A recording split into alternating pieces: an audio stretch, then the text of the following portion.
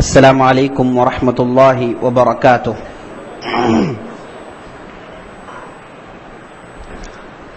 ان الحمد للہ نحمده ونستعینه ونستغفره ونؤمن به ونتوکل علیہ فنعوذ باللہ من شرور انفسنا ومن سیئات اعمالنا من يهده الله فلا مضل له ومن يضلل فلا هادي له ونشهد ان لا اله الا الله وحده لا شريك له ونشهد أن محمدا عبده ورسوله أما بعد فإن خير الحديث كتاب الله وخير الهدي هدي محمد صلى الله عليه وسلم وشر الأمور محدثاتها وكل محدثة بدعة وكل بدعة ضلالة وفي رواية كل ضلالة في النار فأعوذ بالله السميع العليم من الشيطان الرجيم لا تحرك به لسانك لتعجل به إن علينا جمعه وقرآنه ثم إن علينا بيانه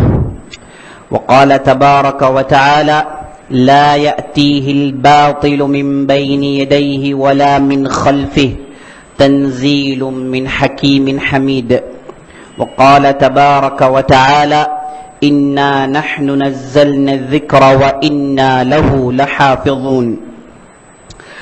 صدق اللہ العظیم۔ تمام قسم کی تعریفیں و حمد و ثنا اللہ رب العزت کے لیے ہے جو ہمارا حقیقی مالک اور حقیقی خالق اور حقیقی مدبر ہے۔ لاکھوں کروڑوں درود و سلام ہو سرور کائنات فخر موجودات احمد مجتبی محمد مصطفیٰ صلی اللہ علیہ وسلم پر، جن کو اللہ تعالیٰ نے سارے کائنات کے لیے رحمت بنا کر مبعوث کیا۔ میں اللہ تعالیٰ سے دعا کرتا ہوں کہ اللہ تعالیٰ ہم تمام کو جیسے اس مبارک مجلس میں جمع کیا ہے اسی طریقے سے جنات الفردوس میں جمع کریں، اور اللہ تعالیٰ ہم تمام کو ان لوگوں میں سے کر دے جن کو اللہ تعالیٰ نے معاف کر دیا ہے۔ گزشتہ کے مجلس میں ہم لوگوں نے ایک اہم سلسلے کا آغاز کیا، ایک اہم موضوع پر گفتگو کرنی شروع کی تھی۔ وہ موضوع تھا میرے دوستوں شیعہ اور ان لوگوں کی تاریخ۔ یہ موضوع اس کے لیے ایک مجلس درکار نہیں ہے بلکہ اس کے لیے کئی مجالس درکار ہیں۔ گزشتہ مجلس میں ہم نے یہ دیکھا کہ شیعہ یہ لوگ کب شروع ہوئے۔ ہم نے یہ بتایا کہ یہ حضرت عثمان رضی اللہ عنہ کے قتل کے وقت یہ لوگ موجود تھے۔ ان کا سردار جس کا نام تھا عبداللہ بن سبا، ایک یہودی یمن کا رہنے والا، اسلام قبول کر کے مدینہ آتا ہے اور اس کے بعد کوفہ، بصرہ، مصر اور پھر مدینہ آ جاتا ہے۔ یہ اگرچہ کہ یہودی تھا لیکن اسلام کو بگاڑنے کے لیے اس نے اسلام کا روپ دھارن کیا، اسلام کا لبادہ اوڑا، اور یہودیوں کے جتنے بھی افکار تھے وہ افکار کو اس نے تھوڑا تھوڑا کر کے لوگوں میں پھیلانا شروع کیا۔ اس کے لیے موقع جب ملا، جب مصر کے اندر ایک پارٹی کے لوگ پورے آرمی میں ایک حصہ جب غلطی کرتا ہے تو اس آرمی کا، اس لشکر کا سردار جن کا نام تھا عبداللہ بن عامر، وہ سزا دیتے ہیں تو یہ لشکر کے لوگوں کے دلوں میں امیر کے تعلق سے، لشکر کے امیر کے تعلق سے چند باتیں دل میں رہ جاتی ہیں۔ یہ عبداللہ بن سبا اس موقع کو غنیمت جانتا ہے اور ان لوگوں کو اپنے افکار کا مؤید بنا لیتا ہے، اور اس کے بعد اس کے ذریعے سے مصر میں یہ بڑی تیزی سے پھیل گیا۔ اور اس کے افکار کیا تھے، اس کے آئیڈیاز کیا تھے؟ سب سے پہلا آئیڈیا یہ تھا کہ خلافت کے حقدار نبی صلی اللہ علیہ وسلم کے بعد حضرت علی ہیں رضی اللہ عنہ۔ ابو بکر، عمر اور عثمان یہ تینوں خلافت کے حقدار نہیں ہیں، تو لہذا عثمان کو قتل کر دینا چاہیے اور ان کی جگہ علی کو لا کر بٹھانا چاہیے۔ یہ اس کا سب سے پہلا قاعدہ، سب سے پہلا جو ہے مسئلہ تھا. اس کے بعد ابو بکر اور عمر رضی اللہ عنہ کو گالیاں دینا کیونکہ ان لوگوں نے زبردستی خلافت چھین لی. اور اس کے بعد یہ کہنا کہ نبی صلی اللہ علیہ وسلم گئے ہیں لیکن قیامت کے قریب دوبارہ واپس آئیں گے. اور اس کے بعد یہ کہنا کہ علی رضی اللہ عنہ ظاہری طور پر وفات پا گئے ہیں ورنہ یہ زندے ہیں, یہ ہماری باتیں سنتے ہیں. اور اس کے بعد حضرت علی کے اولاد میں خلافت رہنا, حضرت علی کے اولاد ہی خلافت کے حقدار, وہی لوگ ولایت کے حقدار, کیونکہ حضرت علی ہی کیا ہے نبی صلی اللہ علیہ وسلم کے بعد وصی ہیں. یہ عبداللہ بن سبا کے افکار تھے, اسے بڑی تیزی سے پھیلاتا تھا. سب سے پہلا فکر, سب سے پہلا مسئلہ یعنی عثمان رضی اللہ عنہ قتل کر کے حضرت علی کو ان کی جگہ بٹھانا, اس مسئلے کو اس نے بہت بھڑکایا یہاں تک کہ اس کے پاداش میں عثمان رضی اللہ عنہ کو قتل کر دیا گیا. اس کے بعد جب حضرت علی آئے تو حضرت علی کے دور میں ان لوگوں نے خوب فتنے برپا کیے, یہاں تک کہ 2 بڑے بڑے جنگیں پیش آئیں جو تاریخ اسلام کے ماتھے کے کلنک ہیں, جسے اسلام جو ہے پسند نہیں کرتا. آپس میں مسلمانوں کو ان لوگوں نے لڑا دیا. جنگ صفین اور جنگ جمل کے نام سے 2 بڑے بڑے جنگیں پیش آئی جس سے اسلام کو بہت زیادہ نقصان ہوا.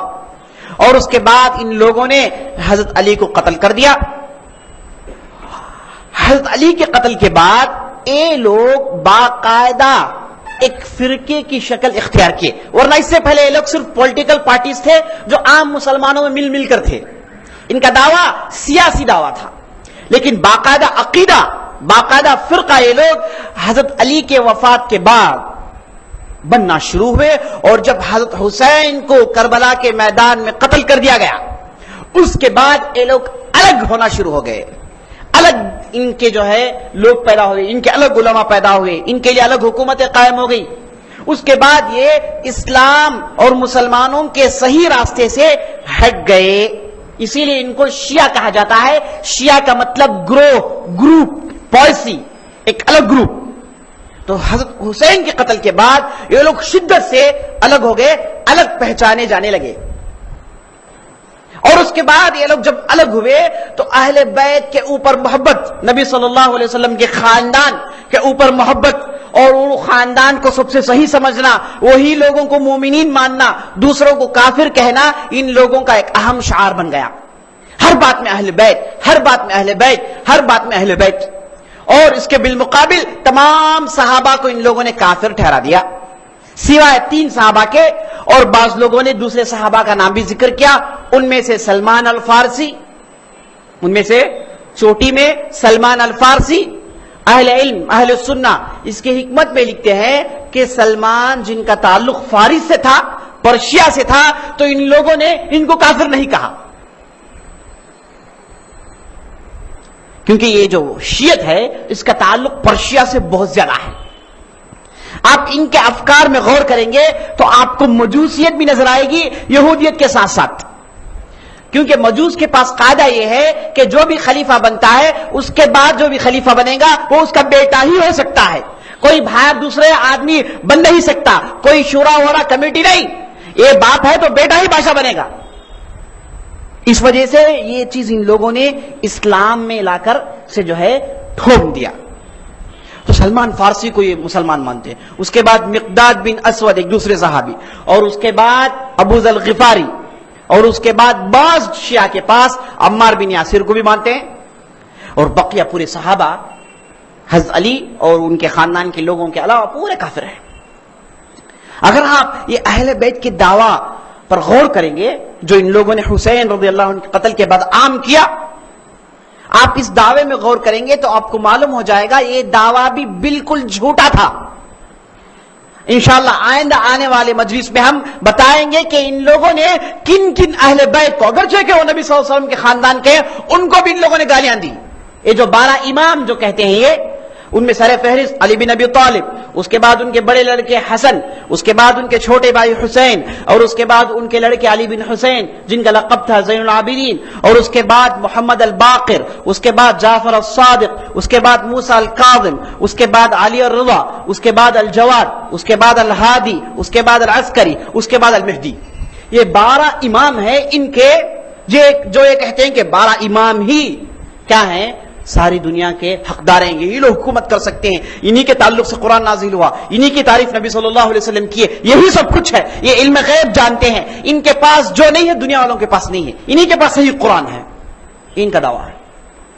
تو آپ ان کی کتابوں میں پڑھیں گے تو آپ دیکھیں گے کہ انہوں نے کئی جگہ جعفر الصادق کو بھی گالیاں دی ہیں، حضرت علی کو بھی گالیاں دی ہیں، انہوں نے ان کے جو ہے عرض میں، ان کے جو ہے عصمت میں ان لوگوں نے کلام کیا۔ تو یہ جو اہل بیت کا دعویٰ یہ لوگ کرتے ہیں، یہ دعویٰ بالکل جھوٹا ہے۔ انشاءاللہ آئندہ آنے والے مجلس میں ہم ثابت کریں گے ان کے کتابوں سے کہ یہ لوگ اہل بیت کو بھی گالی دیتے ہیں۔ اہل بیت میں ایک آدمی کے خاندان میں سب سے پہلے داخل ہونے والے لوگ کون ہیں؟ اس کی بیوی سب سے پہلے نہیں۔ آپ کا خاندان کہہ کے آپ کے بیوی کو آپ کے خاندان سے میں نکال دوں تو لوگ کہیں گے کہ بھائی خاندان بیوی سے ہی بنتا ہے، اگر بیوی کو اب نکال دے گی تو خاندان کہاں رہا؟ تو یہ لوگ کہتے ہیں کہ اہل بیت میں نبی صلی اللہ علیہ وسلم کی بیویاں نہیں ہیں۔ ایسے معلوم ہو رہا ہے کہ لوگوں کو انہوں نے سمجھ لیا کہ ان کے دماغ چوہے کے ہیں، یا پھر لوگ سمجھتے نہیں۔ لیکن تعجب کی بات ہے ایسی بکواس کو لوگ مانتے ہیں اور ان کی حکومتیں قائم ہوئی۔ ابھی آپ سنیں گے کہ ان کیا کیا بکواسیں ہیں۔ اور اس کے بعد یہ لوگ کہتے ہیں کہ عباس اور ان کے اولاد اہل بیت میں سے نہیں ہے۔ کیسے؟ عباس نبی صلی اللہ علیہ وسلم کے چچا ہیں، کہتے ہیں کہ عباس اور ان کے اولاد اہل بیت میں سے نہیں ہے۔ تو اس طریقے سے اپنے حساب سے ان لوگوں نے اہل بیت کو بنایا، اپنے حساب سے اس کا پروپیگنڈا کیا، اور یہ پروپیگنڈے کے پیچھے ان کے جو مقاصد تھے، یعنی اسلام کے تعلیمات کی تدمیر، اسلام کی تعلیمات کو جو ہے بنیاد سے اٹھانا، اسے ان لوگوں نے حاصل کیا۔ بہرحال میرے دوستو، حسین رضی اللہ عنہ کے قتل کے بعد یہ لوگ الگ پارٹی بن گئے، الگ ہو گئے، ایک گروپ کی حیثیت سے جانے لگے، ماننے لگے، اور ان کے لیڈرز پیدا ہونے لگے۔ اور یہ گروپ کہاں تھی میرے دوستو؟ کوفہ کے اندر۔ اب ان کے جو 12 امام تھے، ان میں سے اکثر و بیشتر شروع کے تقریباً 6 ائمہ پورے مدینے میں تھے۔ ان کے روایتیں آپ اٹھا کر پڑھیں گے، یہ لوگ بار بار جعفر الصادق کا نام لیں گے، ہر روایت میں، آگے آپ دیکھیں گے ہر روایت میں ابو عبداللہ جعفر الصادق، ابو عبداللہ جعفر الصادق نے ایسا کہا، ان کی روایت میں ایسا ہے، ہر بار یہی نقل کریں گے۔ تعجب کی بات یہ ہے کہ یہ روایت نقل کرنے والے پورے کوفہ کے رہنے والے ہیں، اور امام جعفر بن صادق کوفہ کی طرف سر رکھ کر بھی نہیں پڑے ہیں، یہ تھے مدینے میں، اور ساری زندگی مدینے میں رہے، مدینے میں تعلیم دیے، مدینے میں ان کے شاگرد رہے، لیکن ان کے روایت کرنے والے کوفہ میں، یہ کیسے بکواس؟ ان کی پوری کتابیں اسی پر جو ہے منحصر ہیں۔ ان کی کتاب جس کا ذکر میں پہلے کی مجلس میں کیا تھا، جس کا نام ہے الکافی، جو ان کے پاس بخاری کے مانند ہے۔ ہمارے پاس بخاری کیا ہے؟ اللہ تعالیٰ کی کتاب کے بعد سب سے صحیح کتاب۔ یہ ایسی کتاب ہے جس پر ڈھیر سارے علماء محنت کیے ہیں، اور یہ کتاب اتنی صحیح ہے کہ اسے اللہ کی کتاب کے بعد کا درجہ مل گیا۔ لیکن ان کے پاس جو الکافی ہے، جس کا مؤلف ہے، ان کا مؤلف کا نام ہے الکلینی، ابن یعقوب الکلینی، یہ 300 ہجری میں رہنے والا تھا، 300 ہجری میں پیدا ہوا اور اسی ہجری وفات پایا۔ اس نے یہ کتاب لکھا، اور ایک کتاب میں اس نے ڈھیر ساری روایتیں جعفر الصادق سے نقل کی، اور یہ روایتوں میں آپ عام طور پر دیکھیں گے ابو بصیر، محمد بن مسلم، ابو مخنف، یحییٰ بن لوط، ایسے روات کا نام دیکھیں گے۔ یہ پورے روات کوفہ کے رہنے والے ہیں، لیکن روایتیں کہاں سے ہو رہی ہیں؟ مدینے سے، جعفر الصادق سے۔ معلوم نہیں اس زمانے میں انٹرنیٹ تھا یا نہیں تھا، یا پھر کوئی دوسری ٹیلی کمیونیکیشن کمپنی کام کرتی تھی جو جعفر الصادق سے دوسرے روایتوں کا لنک پیدا کرتی تھی، اللہ بہتر جانتا۔ لیکن ہم یہ جانتے ہیں کہ ٹیکنالوجی بالکل جدید ہے، ابھی جو ہے ابھی کی بات ہے، اس زمانے میں ہمارے علم کے مطابق کوئی ٹیلی کمیونیکیشن کمپنی نہیں تھی، نہ کوئی انٹرنیٹ تھا۔ ہیں جعفر صادق مدینی میں، روایت کرنے والے پورے کوفے میں، تقریباً 90% سے زیادہ روات پورے کوفہ کے رہنے والے، اور امام جعفر صادق کہاں ہیں؟ مدینے میں۔ اس طریقے سے میرے دوستو ان لوگوں نے، اور کلینی نے الکافی میں ڈھیر ساری روایتیں نقل کی، اور اس میں اس نے جو بھی باتیں اپنے دل میں آئی سب کو بھر دیا۔ اور شیعہ کے پاس سب سے معتبر کتاب ہے، کس سے معتبر ہے؟ قرآن سے بھی زیادہ صحیح کتاب ہے، قرآن سے بھی زیادہ صحیح کتاب ان لوگوں کے پاس کیا ہے؟ الکافی۔ الکافی فی الاصول، الکافی فی الفروع. کتاب کے دو حصے ہیں، الکافی عقیدے کے باب میں، الکافی فقہی مسائل کے باب میں. یہ کتاب کیا ہے؟ صحیح قرآن سے زیادہ ان کے پاس یہ کتاب معتبر ہے، قرآن سے زیادہ. مطلب کیا ہے؟ یہ لوگ یہ کہتے ہیں کہ قرآن بھی کیا ہے، اس کے اندر بھی تحریف، اس کے اندر بھی خلل، اس کے اندر بھی تغییر واقع ہو گیا ہے. ان کی رائے ہے. تو آج کے مجلس میں ہم یہی دیکھنے والے ہیں کہ قرآن کے تعلق سے ان کا کیا عقیدہ ہے، قرآن کو یہ کیا سمجھتے ہیں، قرآن کے تعلق سے ان کا عقیدہ کیا ہے. یہ ہمارا موضوع ہے. سب سے پہلے ہم یہ دیکھ لیں کہ قرآن کے تعلق سے ہم اہل سنت والجماعہ کیا سمجھتے ہیں، ہمارا عقیدہ کیا ہے. قرآن میں اللہ تعالیٰ کہتا ہے لا تحرک به لسانك لتعجل به ان علینا جمعه وقرآنه ثم ان علینا بیانه. اے نبی صلی اللہ علیہ وسلم، آپ قرآن کو حفظ کرنے کی کوشش میں، قرآن کو جلدی حفظ کرنے کی کوشش میں اپنے زبان کو تیزی سے مت ہلاؤ، بے فکر رہو. اس کتاب کو آپ کے دل میں محفوظ کرنے کی ذمہ داری ہماری ہے، اور اس کے بعد اس کتاب کی تفسیر بیان کرنا، ان آیتوں کو کھول کر اس کے معنی مطالب سمجھانا، یہ بھی ہماری ذمہ داری ہے. آپ جلدی مت کرو. سورہ قیامہ کی آیت ہے. ایک دوسری جگہ اللہ تعالیٰ کہتا ہے لا یأتیہ الباطل من بین یدیہ ولا من خلفہ تنزیل من حکیم حمید. یہ ایسی کتاب ہے اس میں باطل کسی بھی اعتبار سے داخل نہیں ہو سکتا، باطل اس کے اندر آ ہی نہیں سکتا. جو بھی باتیں اس کتاب کے اندر ہیں پورے حق ہیں، سب سچی باتیں ہیں، واضح ہیں، روزے روشن کی طرح واضح ہیں، جو ہے سورج کی طرح واضح ہیں. یہ کتاب کے اندر باطل کا جو ہے کوئی شائبہ نہیں. ایک دوسری جگہ اللہ تعالیٰ کہتا ہے انا نحن نزلنا الذکر وانا له لحافظون.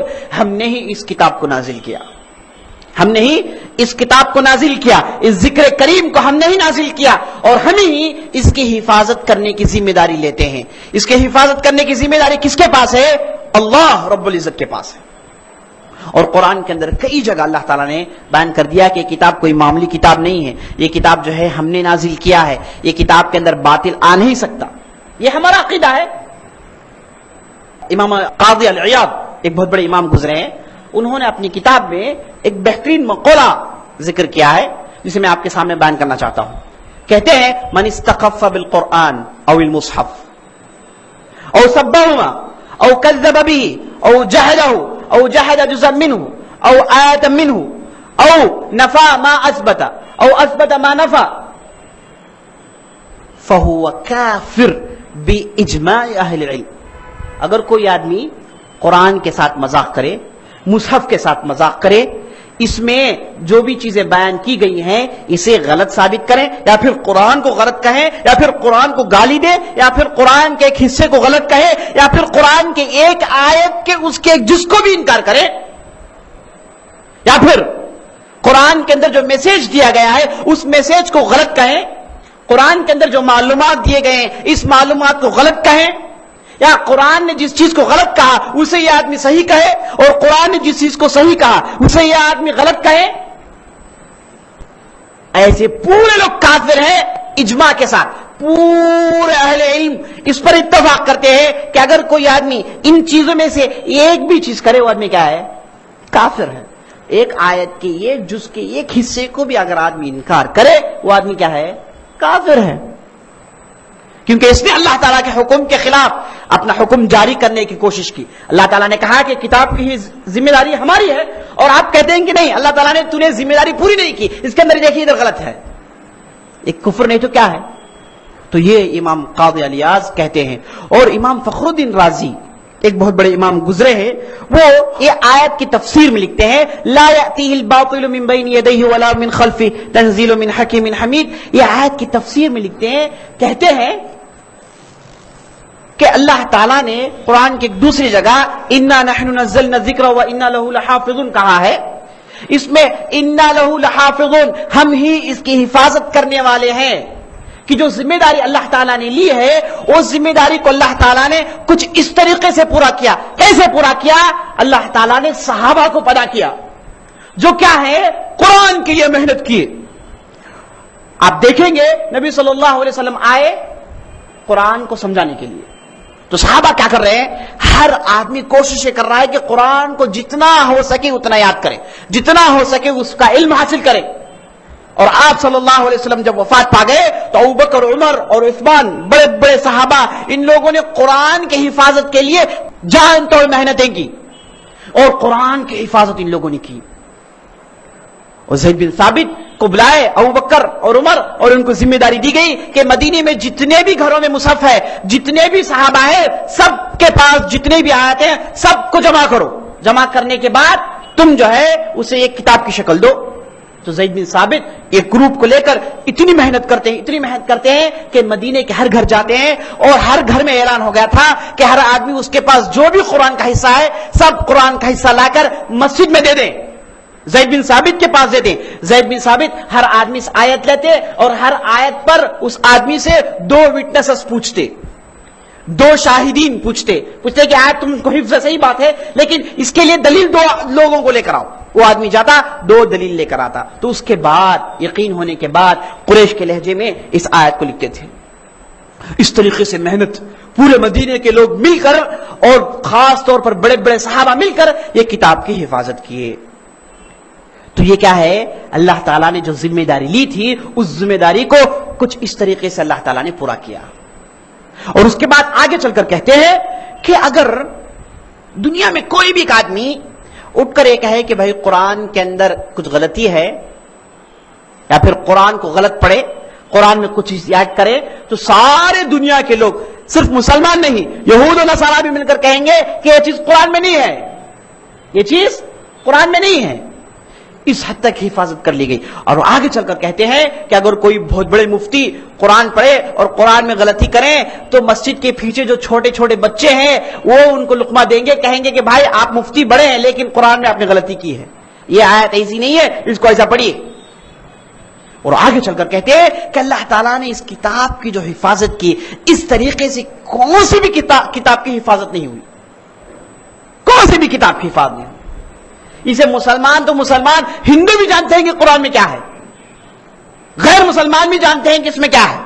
تو قرآن کے اندر باطل کا آنا, اس کے اندر کوئی چیز ایڈ ہونا یا پھر کوئی چیز سپریکٹ ہونا, کوئی زیادتی ہونا, کوئی نقصان ہونا, اس کا تصور ہی نہیں کر سکتے ہم.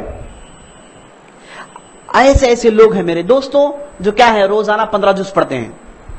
کئی ایسے لوگ ہیں جو ہفتے میں قرآن ختم کرتے ہیں, اور دنیا میں ایسے بستیاں ہیں جس میں پورے کے پورے لوگ حفاظ ہیں. اور خاص طور پر ازبکستان, اس علاقوں میں آپ دیکھیں گے تو آدمی کو اس وقت حافظ کہا جاتا ہے جب 150 مرتبہ دورہ کر لے. ایک مرتبہ حفظ کر لے نہیں, یہ 150 مرتبہ دورہ کر رہا ہو, اس کے بعد لوگ اسے حافظ کہتے ہیں. اور دنیا کے ایسے علاقے ہیں جہاں پر جو ہے بچے قرآن کو یاد رکھتے ہیں. تو قرآن کی حفاظت غیر معمولی ہے میرے دوست. تو کوئی بھی آدمی لاکھ کوشش کرے, اس میں کیا ہے تبدیلی لا نہیں سکتا. یہ ہمارا عقیدہ ہے. اب چلیے دیکھتے ہیں کہ شیعہ حضرات اہل تشیع ان کے پاس کیا عقیدہ ہے.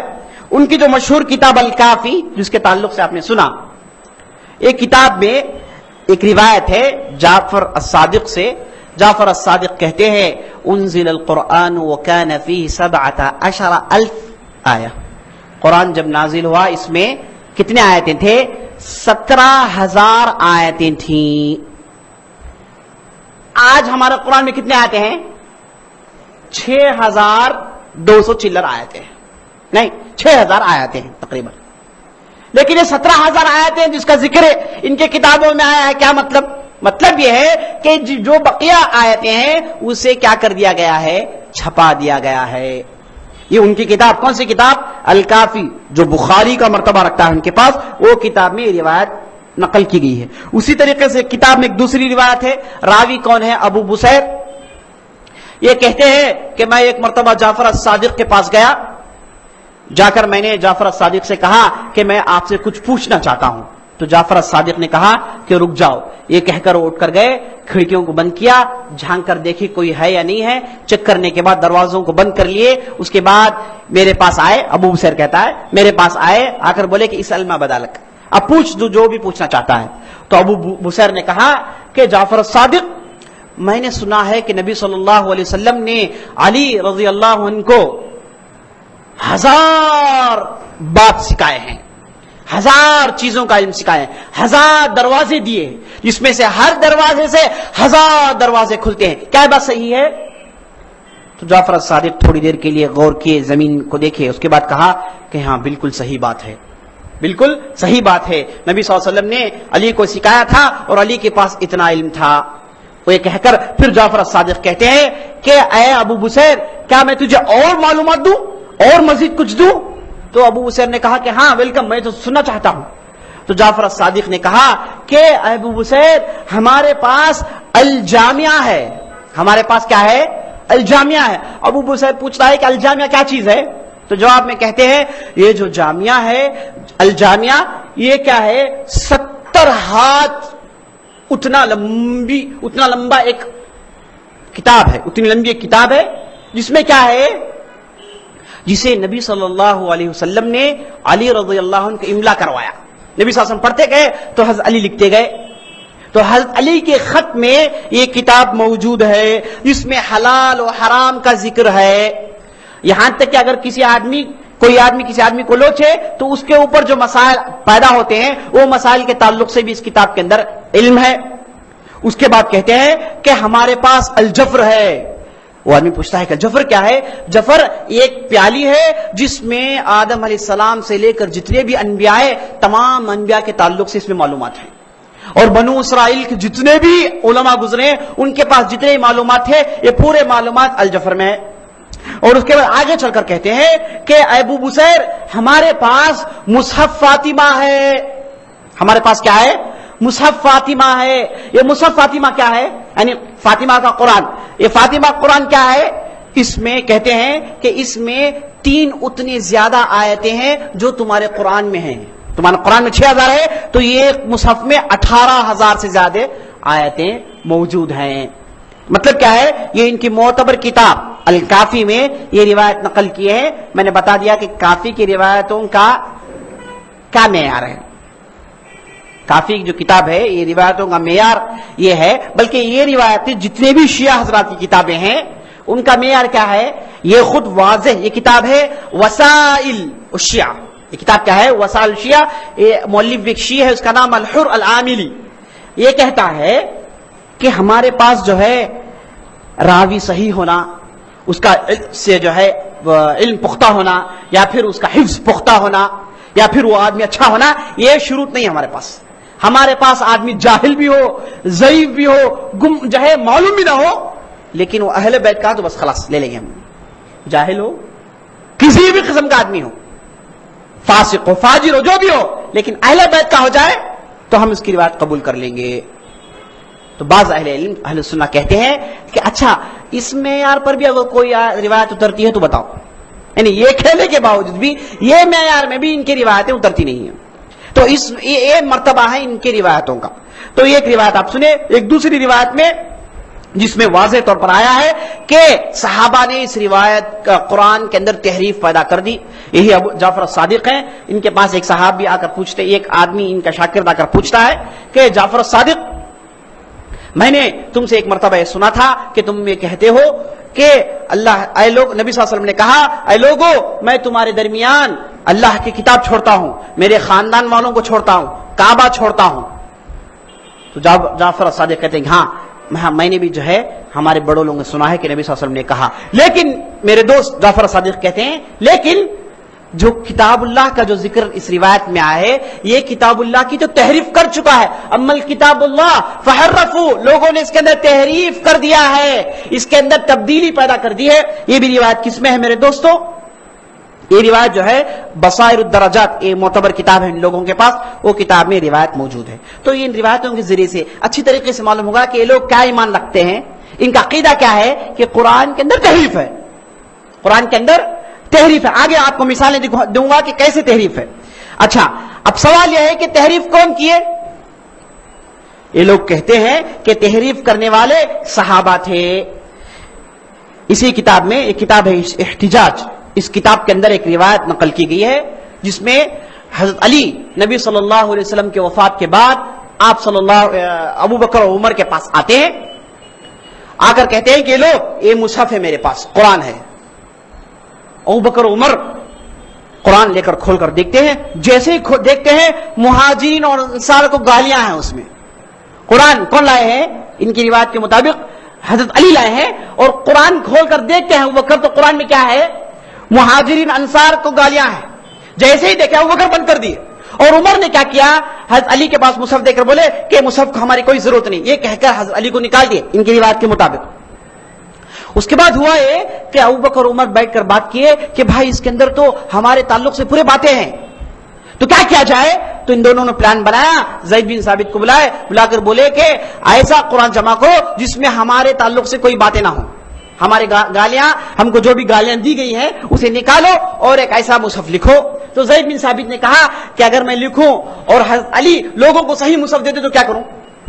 میں لکھ دوں گا کہ جو ہے قرآن, اگر حضرت علی یہ صحیح مصحف لا کر لوگوں کو دے دے تو ہم کیا کریں گے اس وقت؟ تو عمر نے کہا کہ حضرت علی کو قتل کر دینا چاہیے, علی کو قتل کر دینا چاہیے. یہ کہہ کر عمر نے خالد بن ولید کو بلا کر بولے کہ حضرت علی قتل کر دو, لیکن خالد بن ولید قتل نہیں کر پائے. اس کے بعد جو ہے ابوبکر عمر پھر حضرت علی کو بلاتے ہیں, بلا کر کہتے ہیں کہ آپ کے پاس جو مصحف ہے اللہ کے لیے دے دو, ہم اس مصحف کو دیکھنا چاہتے ہیں. تو حضرت علی بولے کہ نہیں, اب میں دینے والا نہیں ہوں, میں تم لوگوں کو مصحف اس وجہ سے دکھایا تاکہ قیامت کے دن حجت ہو. تم لوگ قیامت کے دن آ کر نہ کہو کہ حضرت علی مصحف لے کے اپنے پاس رکھ لیا.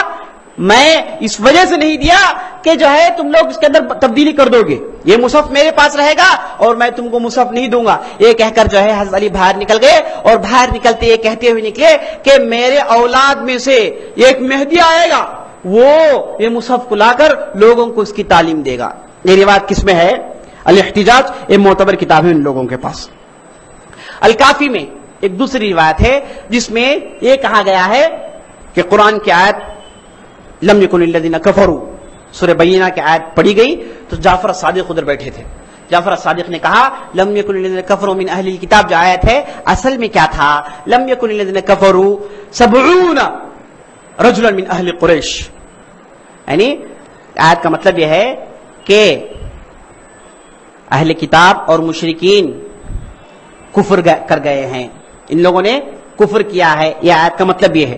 تو یہاں پر کیا کہتے ہیں کہ اصل میں کیا تھی آیت میں تھا کہ کفر کرنے میں قریش کے 70 لوگ تھے, اور 70 لوگ کون تھے؟ صحابہ تھے. اور قرآن میں یہ 70 لوگوں کے نام بھی تھے, لیکن یہ کیا کر دیے؟ اسے ان لوگوں نے نکال دیا. تو قرآن میں تحریف پیدا کرنے والے کون ہیں ان کے نظر میں؟ صحابہ. ابھی آگے آپ دیکھیں گے کہ کیوں یہ لوگ قرآن کی تحریف, کیوں قرآن میں ایسا کھلواڑ کرتے ہیں, اس کے پیچھے ان کے کیا مقاصد ہیں, آگے آپ دیکھیں گے. اس کے بعد اچھا, اگر مصحف ہے تو کس کے پاس ہے؟ تم لوگ کہتے ہو کہ مصحف میں تحریف ہے اور تحریف کرنے والے صحابہ ہیں, تو صحیح مصحف کس کے پاس ہے؟ انہی کی کتابوں سے سنیے. الکافی میں ایک روایت ہے, ایک آدمی آیا جعفر الصادق کے پاس آ کر قرآن پڑھنے لگا. تو مجلس میں ایک دوسرا آدمی تھا, وہ آدمی اٹھ کر بولا کہ جعفر الصادق, یہ آدمی ایسے آیتیں پڑھ رہا ہے جو ہمارے مصحف میں نہیں ہے, جو ہمارے قرآن میں نہیں ہے, کچھ نئی آیتیں پڑھ رہا ہے. تو جعفر الصادق بولے اے آدمی ایسے آیتیں مت پڑھو, لوگ جیسے پڑھتے ویسے پڑھو. صحیح جو آیتیں ہیں, صحیح جو قرآن ہے وہ کون پڑھے گا؟ آخری زمانے میں جو مہدی نکل کر آئیں گے وہ جو ہے صحیح قرآن پڑھ کر لوگوں کو سنانیں گے. جب تک تم لوگ رہو گے یہی قرآن پڑھتے رہو, اور جب مہدی آئیں گے تو وہ صحیح قرآن پڑھ کر لوگوں کو سنائیں گے. یہ کون سی؟ یہ روایت کافی میں ہے. اسی طریقے سے کافی میں دیکھیے ایک دوسری روایت ہے, اس میں ایک شخص آ کر کہتا ہے جعفر الصادق سے کہ ہم لوگ یہ عام لوگوں کا قرآن پڑھتے ہیں, جبکہ ہم شیعہ ہیں, اہل تشیع سے ہمارا تعلق ہے, اہل بیت کو ہم مانتے ہیں, ہم بھی یہی مصحف پڑھتے ہیں جو عام لوگ پڑھتے ہیں, کیا اس میں ہم کو گناہ نہیں ہوگا؟ تو جعفر الصادق کہتے ہیں کہ نہیں, تم لوگ ایسے ہی پڑھتے رہو, یہی قرآن پڑھتے رہو, اور بے فکر رہنا, مہدی آئیں گے, مہدی آ کر کیا کریں گے؟ جو 17,000 آیتوں والی جو کتاب ہے اس کتاب کو پڑھ کر سنائیں گے, اس کی تعلیم دیں گے. یہ روایت کس میں ہے؟ یہ بھی کافی میں ہے. تو اس سے معلوم یہ ہو گیا کہ مصحف جو صحیح مصحف ہے وہ کس کے پاس ہے؟ مہدی علیہ السلام کے پاس. علی رضی اللہ عنہ کے پاس تھی, اور اس کے بعد ان کے اولاد میں آئی, اور اولاد میں آ کر وہ مصحف کیا ہے؟ گم ہو گئی. اب یہ لوگ کیا ہے؟ مہدی کے انتظار میں ہیں جو قیامت کے قریب نکل کر آئیں گے. اور مہدی کا عقیدہ کیا ہے ان لوگوں کا؟ ان کا جو 12ویں امام جو ہے جن کا نام محمد بن حسن عسکری ہے، یہ ایک گفے میں چلے گئے. گفے میں گئے نا، اس کے بعد نہیں آئے باہر، اب اندر ہی ہے. یہ کب نکل کر باہر آئیں گے؟ قیامت کے قریب. یہ جب نکل کر آئیں گے یہی مہدی ہوں گے، ان کے پاس صحیح مصحف ہوگا. جب تک جو بھی مصحف ہے اس کو پڑھتے رہو، کوئی گناہ نہیں. یہ روایت جو ہے کافی میں ہے. اور اس کے بعد ایک بہت بڑے شیعہ عالم ہیں، نام یہ ہے الجزائری، اس کی کتاب ہے الانوار. اس میں کہتا ہے کہ ہمارے ائمہ اور ہمارے علماء کا اتفاق ہے کہ قرآن کے اندر تحریف ہو گیا. جو قرآن اب لوگوں کے پاس ہے یہ قرآن ہمارا قرآن نہیں ہے. ہمارا قرآن تو صاحب الزمان، قیامت کے قریب جو مہدی آئیں گے وہ یہ قرآن لے کر آئیں گے. یہ انوار میں اس کا ذکر ہے، جو معتبر کتاب ہے ان لوگوں کے پاس. تو کیا ہے یہ جو مصحف جس کا یہ لوگ دعویٰ کرتے ہیں اب دنیا میں نہیں ہے، قیامت کے قریب یہ مصحف آئے گا تو تب یہ لوگ پڑھیں گے. اب سوال یہ ہے کہ تب تک کس پر عمل کریں؟ عمل کس پر کریں بھائی؟ اب ہو گئے 1400 سال، اب عمل کس پر کریں؟ نماز کے احکامات کسے نکالیں؟ اگر یہ قرآن صحیح نہیں ہے تو عمل کس پر کریں؟ تب تک بے عمل رہ جائے. صحیح معنی میں یہ لوگ یہی کہتے ہیں کہ آدمی بے عمل رہنا چاہیے. ضروری نہیں کہ شریعت کے پابندیاں کو آدمی عمل میں لائیں، صرف جو ہے اللہ اللہ کہے اور اہل بیت پر ایمان لا لے، اہل بیت کی محبت رکھ لے، یہ کافی ہے. یہ کافی. اس کے لیے جھوٹی روایت نقل کرتے ہیں. ایک آدمی آیا جعفر الصادق کے پاس، آ کر کہا کہ جو ہے یہ اہل بیت کی محبت کا مرتبہ کیا ہے؟ تو جعفر الصادق کہتے ہیں حل الدین الا الحب، دین جو ہے اہل بیت کی محبت کا نام ہے. اہل بیت کی محبت کا نام ہے. آدمی اہل بیت محبت کر لے، اس کے بعد کوئی احکامات پر عمل کرنے کی ضرورت نہیں. چاہے تو نماز پڑھے، چاہے تو نماز چھوڑے، چاہے تو روزہ رکھے، چاہے تو روزہ چھوڑے. یہ صاف صاف جو ہے ان کی روایتوں میں، ان کی کتابوں میں روایت ملتی ہے. اسی طریقے سے چند مثالیں دیکھیے کہ کیسے لوگ تحریف کیے. یہ ایک تفسیر ہے ان لوگوں کی، تفسیر کا نام ہے تفسیر القمی، مشہور تفسیر ہے، معتبر تفسیر ہے ان لوگوں کے پاس. جیسے ہمارے پاس تبری ہے ویسی معتبر تفسیر ہے. یہ تفسیر میں ایک روایت نقل کرتے ہیں آیت الکرسی کی تفسیر میں. موسیٰ الکاظم جو ہے صحیح معنی میں آیت الکرسی کو کیسا پڑھتے ہیں؟ آیت الکرسی کیا ہے؟ اللہ لا الہ الا هو الحی القیوم لا تأخذہ سینۃ ولا نوم لہ ما فی السماوات وما فی الارض من ذا الذی یشفع عنده الا باذنہ. یہ آیت ہے. اب ان کیا سنیے، موسیٰ الکاظم یہ آیت الکرسی کو کچھ اس طریقے سے پڑھتے تھے. کیا ہے؟ اللہ لا الہ الا هو الحی القیوم لا تأخذہ سینۃ ولا نوم لہ ما فی السماوات وما فی الارض وما بینہما وما تحت الثری عالم الغیب والشہادۃ الرحمن الرحیم. یہ جو ہے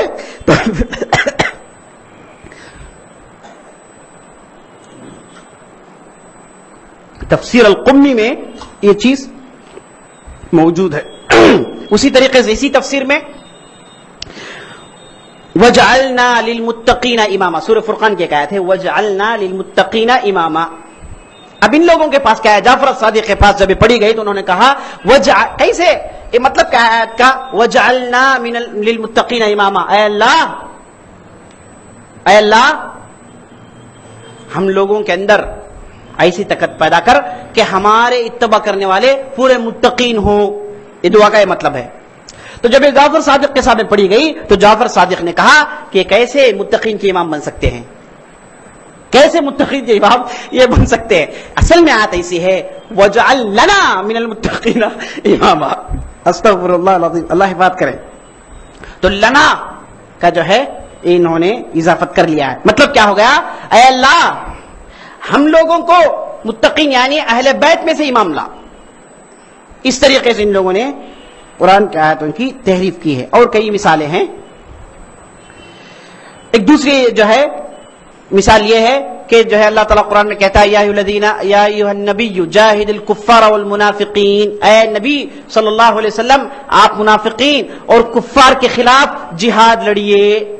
تو یہ لوگوں نے تحریف کیسے کی؟ یہ تحریف جو ہے اسی کتاب میں کافی میں ہے، تفسیر الکاشی ایک مشہور تفسیر ہے، اس میں ان لوگوں نے تحریف اس طریقے سے کیا یا ایھا النبی جاہد الکفار بالمنافقین، اے نبی یہ منافقین کو لے کر، یعنی کون؟ منافقین کو لے کر کفار سے لڑو. نعوذ باللہ. لوگ مقصد کسے لیتے ہیں؟ صحابہ لیتے ہیں.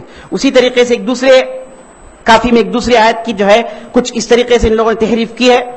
جعفر الصادق یہ آیت کو اس طریقے سے پڑھتے تھے وَمَن يُطِعِ اللَّهَ وَرَسُولَهُ فِي وِلَایَةِ عَلِي وَالْأَئِمَّةِ بَعْدَهُ فَقَدْ فَازَ فَوْزًا عَظِیمًا. اصل آیت کیا ہے؟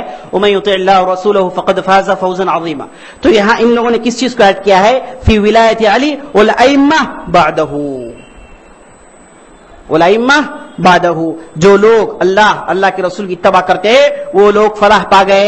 صحیح آیت یہ ہے. تحریف کرنے کے بعد مطلب اس کا کچھ اس طریقے سے بنتا ہے کہ اللہ اور اللہ کے رسول کی اطاعت کرنے کے بعد حضرت علی کی ولایت مانو اور اس کے بعد ان کے ائمہ یعنی 12 اماموں کی ولایت مانیں گے تو جو ہے فلاح پا سکتے ہیں. تو یہ اس طریقے سے کئی آیتیں ہیں.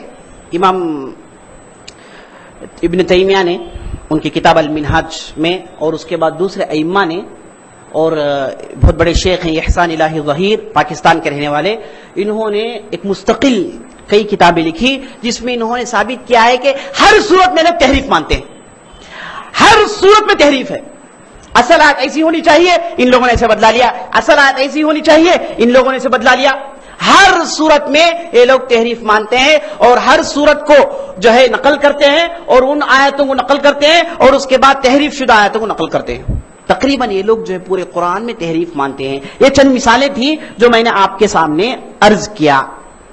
اچھا، کیوں آخر یہ لوگ قرآن کی تحریف پر کیا ہیں اڑے ہوئے ہیں؟ کیوں یہ کہتے ہیں کہ قرآن میں تحریف ہے؟ آخر وجہ کیا ہے؟ اس پر وجہ پر آپ غور کریں گے تو آپ کو 4 وجوہات معلوم ہوں گے. سب سے پہلا وجہ یہ ہے کہ ان لوگوں کے پاس امامت کا عقیدہ ہے. یعنی کیا امامت؟ 12 امام ہیں، 12 خلیفہ ہیں، یہی لوگ صحیح ہے، یہ ان کا عقیدہ ہے. اب یہ جو امامت ہے اتنی بڑی چیز، اتنی بڑی مرتبے والی چیز قرآن میں نہیں ہے. قرآن میں امامت کا ذکر نہیں ہے، ولایت کا ذکر نہیں ہے. تو ان لوگوں نے کیا کہا؟ قرآن میں تحریف ہے. اپنے عقیدے کو باقی رکھنے کے لیے کتاب کو تحریف کر دیا. اب ان کے آپ روایتیں دیکھیں گے جس میں لوگ امامت کو جو ہے کتنا بڑھاتے ہیں، کتنا چڑھاتے ہیں. ایک روایت ہے کافی میں جس میں جعفر الصادق کہتے ہیں اسلام کی بنیاد 5 چیزوں پر ہے: نماز، روزہ، زکوٰۃ، حج اور ولایت. ایک آدمی سوال کرتا ہے جعفر الصادق یہ 5 چیزوں میں سب سے افضل کون سا ہے؟ تو جواب میں کہتے ہیں الولایہ افضلھا، سب سے زیادہ یہ حضرت علی کی ولایت پر ایمان لانا یہ سب سے افضل ہے. نماز، روزے، حج، زکوٰۃ سے یہی افضل ہے. کافی کی روایت ہے. تو امامت ان کے پاس بہت اہم چیز ہے. ایک دوسری جگہ کہتے ہیں البصائر میں ایک روایت ہے کہ اللہ تعالیٰ نے جب تمام انبیاء کو جمع کیا اور ان سے جو ہے وعدہ لیا تو وعدہ کس کا لیا؟ نبی صلی اللہ علیہ وسلم کی نبوت پر ایمان اور حضرت علی کی ولایت پر ایمان، سب انبیاء سے. البصائر کتاب ہے اس میں اس کا ذکر ہے. اسی طریقے سے ایک من گھڑت قصہ بیان کرتے ہیں جس میں کہتے ہیں کہ اللہ تعالیٰ نے حضرت علی کی ولایت آسمان اور زمین پر پیش کی. سب نے جو ہے مان لیا، بعض لوگوں نے نہیں مانا. یونس علیہ السلام نہیں مانے تو اللہ تعالیٰ نے ان کو مچھلی کے پیٹ میں ڈال دیا 40 دن کے لیے. یونس علیہ السلام نہیں مانے تو 40 دن کے لیے مچھلی کے پیٹ میں چلے گئے. یہ روایت کس میں ہے؟ یہ روایت بھی جو ہے البصائر میں جو معتبر کتاب ہے ان کی. تو معلوم ہوا کہ امامت کا بہت بڑا مرتبہ ہے. یہ اتنا بڑا مرتبہ، اتنی عظیم چیز قرآن میں نہیں ہے. تو رہا نہیں گیا تو بولے کہ قرآن میں بھی ہے. قرآن جب نازل ہوا نہیں تھی لیکن ہم ایڈ کریں گے، ہے امامت مانو. اس طریقے سے ان لوگوں نے قرآن کی تحریف کی. دوسری وجہ یہ ہے کہ یہ لوگ جو ہے دیکھتے ہیں کہ قرآن میں صحابہ کے فضائل بیان کیے گئے. والمهاجرون والسابقون الاول من المهاجرين والانصار والذين اتبعوهم باحسان رضي الله عنهم ورضوا عنه وعد لهم جنات تجري تحت الانهار خالدين فيها. جو ہے سابقین اول، مہاجر، انصار اور اس کے بعد جو بھی لوگ آئے تمام لوگوں کو اللہ تعالیٰ مانتا، اللہ تعالیٰ ان سے راضی ہے، یہ اللہ تعالیٰ سے راضی ہے. اللہ تعالیٰ ان لوگوں کے لیے جنت تیار کر رکھا ہے جس میں کیا ہے نہریں دوڑتی ہے اور یہی لوگ اصل میں جیتنے والے ہیں. قرآن کی آیت ہے.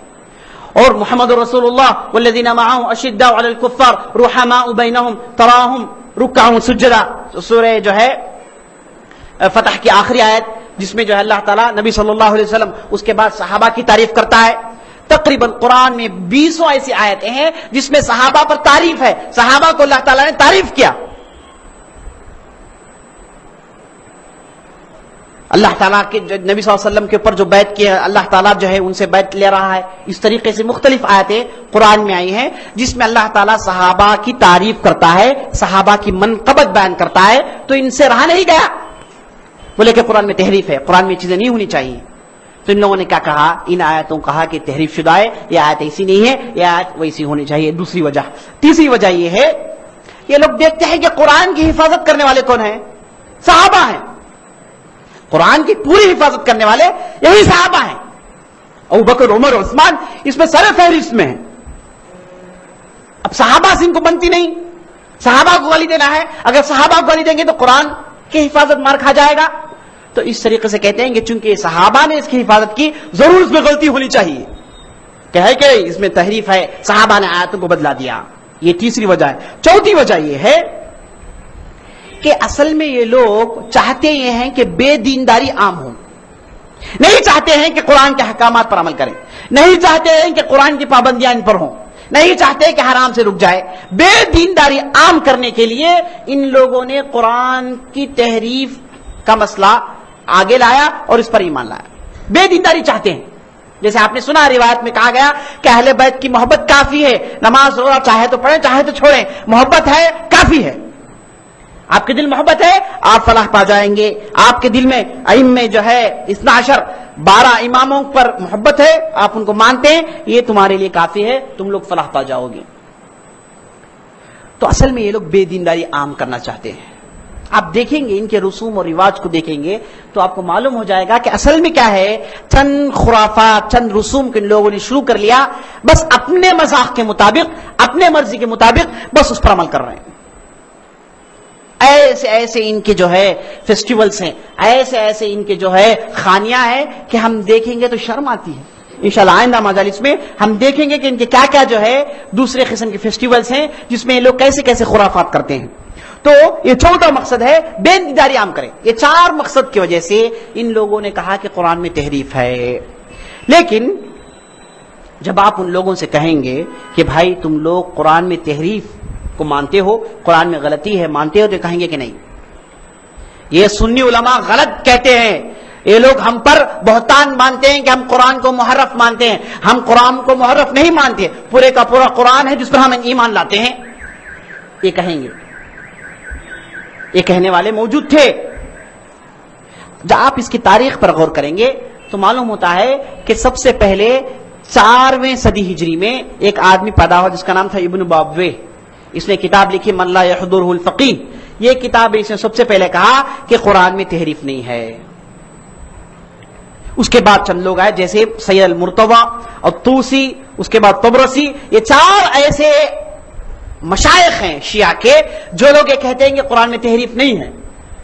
صرف 4 ہیں، اور یہ 4 کیا ہیں؟ 4ویں صدی ہجری کے بعد آئے. میں نے جو بھی دلائل آپ کے سامنے پیش کیا یہ اس سے پہلے جو لوگ آئے ان کے دلائل ہیں. اور شیعہ میں یہ 4 مشائخ کے علاوہ، 4 علماء کے علاوہ جتنے بھی علماء ہیں سب مانتے ہیں تحریف ہے.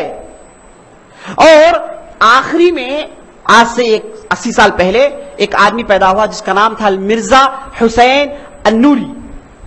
یہ نجف میں رہتا تھا، عراق میں. اس نے کتاب لکھی جس کا نام تھا فصل الخطاب فی اثبات تحریف کلام رب الارباب. فیصلہ کن بات کس میں؟ کہ اللہ کی کتاب میں تحریف ہے. یہ کتاب اس نے لکھی اور پورے باتوں کو جمع کر کے یہ 4 مشائخ اگرچہ کہ شیعہ ہیں اس پہ یہ شیعہ عالم رد کرتا ہے، کہتا ہے کہ 4 کی باتیں غلط ہیں، 4 کی باتیں غلط ہیں، قرآن میں تحریف ہے. تو بات اچھی طریقے سے معلوم ہو گئی یہ لوگ تحریف کو مانتے ہیں. اور آگے چل کر ایک دوسرے عالم جس کا الجزائری ہے وہ کہتا ہے کہ اصل میں یہ 4 جو لوگ تھے یہ قرآن میں تحریف کو اس وجہ سے نہیں مانتے تھے کہ اگر یہ کہیں گے تو دوسرے ان پر لعن طعن کریں گے، سنی لوگ ان پر لعن طعن کریں گے. لعن طعن سے بچنے کی وجہ سے ان لوگوں نے اس کا یہ کیا، جبکہ ان کے کتابوں میں خود ایسی روایتیں موجود ہیں جس میں یہ لوگ تحریف کے قائل ہیں. یہ جو 4 علماء جس کا میں نے ذکر کیا ان کے کتابوں میں ہر آدمی مستقل کتاب لکھا ہے، ہر کتاب میں اس نے تحریف کو مانا ہے. تو تحریف کا ماننا یہ متعین شدہ ہے. قرآن کے اندر تحریف ہے، قرآن کے اندر تبدیلی ہے. یہ لوگ صرف کہتے ہیں لوگوں کی لعن طعن سے بچنے کے لیے، جبکہ حقیقت کیا ہے یہ لوگ سب تحریف کو مانتے ہیں. فصل الخطاب یہ کیا ہے؟ فیصلہ کن کتاب ہے جس میں یہ عالم نے یہ ثابت کر دیا کہ کیا ہے شیعہ تحریف کو مانتے ہیں. اور یہ جو عالم المرزا حسین النوری الطبرسی جس نے الفصل الخطاب لکھا، اس کا اتنا بڑا مرتبہ تھا، اتنا مرتبہ تھا شیعہ کے پاس کہ جب وفات پایا تو اسے ان لوگوں نے کہاں دفن کیا؟ ایک مقبرہ حضرت علی کا نجف میں ہے، وہ مقبرے کے قریب ان کو دفن کیا، اس عالم کو. اور عالم کا بہت بڑی عزت کرتے ہیں، بہت بڑا مرتبہ ہے، باقاعدہ زیارتیں ہوتی ہیں، باقاعدہ جلوسیں نکالی جاتی ہیں. تو اس نے اس کے کتاب میں یہ ثابت کر دیا کہ شیعہ تحریف کو مانتے ہیں. تو جو لوگ یہ دعویٰ کرتے ہیں کہ سنی علماء تہمت باندھتے ہیں، غلط باتیں ہیں. ان سے کہیں کہ ٹھا کر دیکھیں ان کے علماء کتنے علماء ہیں اور کتنے علماء تحریف کے قائل ہیں. ان میں سے صرف 4 وہ بھی کہنے کو ہیں بس، ورنہ یہ بھی تحریف کو مانتے ہیں. اور مستقل کتابیں لکھی گئیں، جیسے کتاب تنزیل من القرآن و تحریف علی بن حسین، یہ جو ہے بہت ثقہ راوی ہے ان کے پاس، اس نے کتاب لکھی جس میں اس نے ثابت کیا کہ کیا ہے، قرآن میں تحریف ہے. اسی طریقے سے دوسری کتاب التنزیل والتحریف حسن بن سلیمان الحلی کی. ایک تیسری کتاب ہے قراءت امیر المؤمنین و قراءت اہل البیت ابن الحجان کی. اسی طریقے سے فصل الخطاب. اور ہندوستان میں بعض لوگوں نے کتابیں لکھی. ہندوستان کے ایک مشہور جو ہے شیعہ عالم جس کا نام احمد دہلوی تھا، اس نے کتاب لکھا جس کا نام تھا تصحیف کاتبین و نقب آیات کتاب مبین. ایک دوسرا عالم ہندوستان کا محمد اللکھنوی، اس نے کتاب لکھا جس کا نام تھا ضربہ حیدریہ. یہ سب کتابیں ہیں جو ہمارے درمیان ہیں، موجود ہیں. یہ کتابوں سے ثابت ہوتا ہے کہ یہ شیعہ جو ہیں، اہل تشیع جو ہیں، اہل بیت کے دعویٰ کرنے والے، یہ لوگ قرآن میں تحریف مانتے ہیں. میں نے آپ کے سامنے جو بھی دلائل دیے یہ کہ صرف ذرہ ہے ورنہ اور دریا ہے. آپ یہ کتابیں اٹھا کر پڑھیں گے، مثال طور پر کافی اٹھا کر پڑھیں گے تو آپ کو مستقل باب ملیں گے. باب ایسا باندھا گیا، باب ما حرف من القرآن، باب فلان باب جس میں وہ روایتوں کا ذکر ہے جس میں قرآن کی تحریف کا ذکر ہے. اس طریقے سے یہ لوگ جو ہے قرآن کی تحریف کو مانتے ہیں. اسی لیے قرآن کو پڑھنا، قرآن کو عام کرنا، قرآن کی تعلیمات کو عام کرنا یہ ان کے مقاصد میں سے نہیں ہے. کبھی بھی کسی بھی آدمی کو آپ قرآن کی تعلیم، قرآن کی تفسیر کرتے ہوئے نہیں سنیں گے. ان کی بات چیت، ان کی کوشش اور ان کا جستجو یہ ہے کہ اہل بیت کی محبت کو عام کریں، اور اس کے بعد خاص طور پر اہل السنہ والجماعہ سنی لوگوں کے عقیدے پر ڈاکہ ڈالے، ان کے عقیدوں کو برباد کرے. اور خاص طور پر سنیوں میں سے خاص طور پر جو لوگ صحیح عقیدے پر ہیں، کتاب و سنت کو مانتے ہیں، صحابہ کے طرز پر ہیں، سلف الصالحین کے راستے پر چلتے ہیں، ان سے ان کی گھناؤنی دشمنی ہے. کیونکہ ان کو معلوم ہے کہ ان کے پول کھولنے والے یہی ہیں. ورنہ دوسرے خرافاتی لوگ، دوسرے بدعاتی لوگ، دوسرے جو ہے غلط عقیدے رکھنے والے ان کے خلاف نہیں کہتے، بلکہ ان کے ساتھ مل کر رہتے ہیں. اور کئی ان کے عادات و اطوار وہ لوگ بھی قبول کر چکے ہیں. ہمارے معاشرے میں کئی ایسے قسم کے فاتحہ ہیں جو عام ہیں. آپ غور کریں گے یہ فاتحہ ان لوگوں سے لیا گیا ہے. کئی ایسے رسم و رواج ہیں جو ہم سنی کے نام سے لوگ ہوتے ہیں ان کے پاس عام ہیں. اگر آپ غور کریں گے تو معلوم ہوگا کہ ان لوگوں نے ان سے لیا ہے. تو جتنے بھی خرافات، بدعات عام ہم مسلمانوں کے پاس موجود ہیں یہ ان لوگوں سے آئے ہیں. خرافات، بدعات، خزعبلات کا یہ لوگ اکھاڑا ہے، اکھاڑا. یہ لوگ جو ہے اس کی جو ہے نشر و اشاعت بڑے زور سے کرتے ہیں. تو ان کی عداوت اہل سنہ سے، ان کی عداوت سنیوں سے، ان کے عقیدے سے بہت زیادہ ہے. اسی لیے ان کی کوشش پوری آپ دیکھیں گے، ہمیشہ اہل بیت کی تعریف کریں گے اور اہل سنہ کو گالیاں دیں گے. اور ابو بکر عمر کو گالی دینا ان کے پاس عبادت ہے. تو انشاءاللہ آئندہ کی مجلس میں ہم دیکھیں گے ان کے دوسرے جو کانسیپٹس ہیں، جیسے تقیہ کا کانسیپٹ. تقیہ کانسیپٹ ہے ان کے پاس کیا ہے کہ آپ جھوٹ بول سکتے ہیں، اپنا عقیدہ چھپانے کے لیے جھوٹ بولو، کوئی مسئلہ نہیں، بلکہ ایمان واجب ہے. وہ اس تعلق سے جو باتیں آئی ہیں. اور اس کے بعد رجا مہدی کا جو ان کے پاس کانسیپٹ ہے. اور اس کے بعد یہ لوگ سنت کے ساتھ کیا کیا جو ہے کھلواڑ کرتے ہیں. انشاءاللہ ہم یہ تمام مسائل آئندہ مجلس کے لیے رکھتے ہیں. بس اسی سے اپنی بات ختم کرتے ہوئے اللہ تعالیٰ سے دعا کرتا ہوں کہ اللہ تعالیٰ ہم نے جو بھی کہا، جو بھی سنا، اس کے مطابق عمل کرنے کی توفیق بخشے. ہدى باللہ توفیق وصلی اللہ علی نبینا محمد.